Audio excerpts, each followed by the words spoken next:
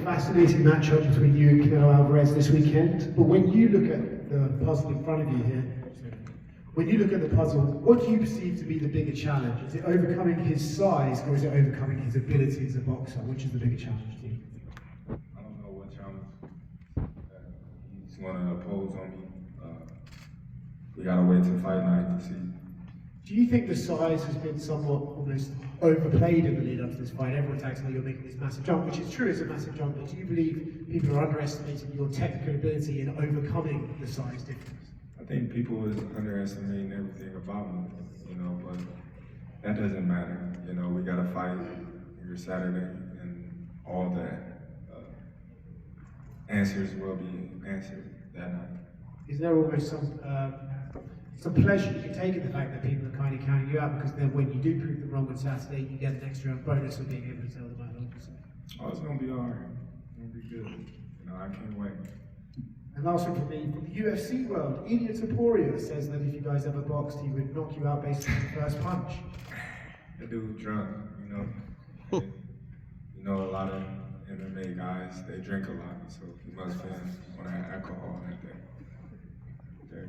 For the fight itself, if you were to force Canelo on the back foot, how do you think you'll deal with a guy of your caliber just consistently pressuring him? We shall see. He's a professional. He got a lot of experience, and I don't put it past him. It's gonna be a great fight. I can't wait. I spoke with Bomac last night about this, but I wanted to ask you, do you feel like this whole scenery of Netflix, Allegiant, all that beautiful stuff, is you finally getting the recognition you deserve, the spotlight you deserve? Obviously the boxing world knows who you are, but we're talking people that may have never watched the sport tuning in to see you for the first time. Everything happened for a reason. It ain't on my time, it's on God's time. And, the time is now, and I'm here, so I'm not gonna reminisce on the past. I'm living in the present. We're here now, and we about to break, records, big numbers. With you potentially winning this Saturday, not only you achieve greatness of getting those belts at Super Moto, but you also edge yourself in the talks forever in history of the sport. So do you think about that, or is it just straight business till Saturday and you talk about stuff like that? Well, I definitely think about it, but keeping myself focused on driving and eat before my food is ready. Hey Terance, this is the first time with Dana White crossing over to boxing. A lot of people have been talking about this. Have you felt any difference with his involvement around this fight, and do you think he can do great things going forward for boxing as he did for MMA? Well, it's not just Dana, it's Netflix as well. This is a massive fight. This is talked about, all over the world right now. You can't go to any site and not see Terance Crawford and Canelo being mentioned, talked about. So, Dana, Turkey Allergy, Riyadh season, Netflix is doing a wonderful job promoting the fight. Recently this week, you mentioned that that you consider Cody Garbrandt to be the best boxer in the UFC. Other than Cody, do you see or do you know any other MMA fighter that you think has the capability to transition and have some sort of success in boxing? There's a few other people, but Cody's just one that always stuck out to me before we was friends. I looked at him like, man, he can box. Your confidence has been like the major point when it comes to you with this fight. The division change, a lot of people are doubting your abilities. Does that ever get to you before the fight? I don't know. Everybody's entitled to their own opinion. What one, think of me doesn't, move me or anything. They can't fight for him. They can't fight for me. So, their opinion doesn't matter at the end of the day in my eyes or in my feelings, because I've been doubted my whole career, my whole life in boxing. So, I've been told I would never be where I'm at now.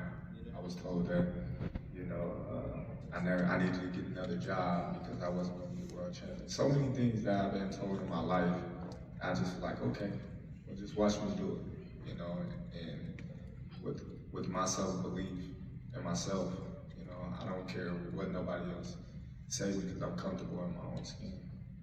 And does that confidence allow you to give us a prediction for Saturday night?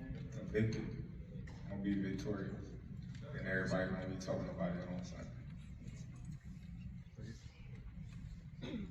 Terance. Terance, radio right you down here in the front. First of all, I want to thank you for doing all your media obligations and taking time to speak to us each day. In June, you were on Piers Morgan, and you said that you weren't 100% sure at that time that you would beat Canelo. You were 70% sure. How sure are you today that you win this fight? I'm 1,000% sure now. You know, you gotta think. You know, going into a fight, you don't know what's gonna happen. You can get injuries. He can get injuries. Like, there's so many things that goes on in a boxing match. You know, the judges, the ref, just everything, preparation. So you're not 100% sure. If a fighter say, "Oh, I'm 1,000% sure," you know, they lying. You know, because you got to go out there and perform at the end of the day. And I'm more than ready to go out there and perform this Saturday.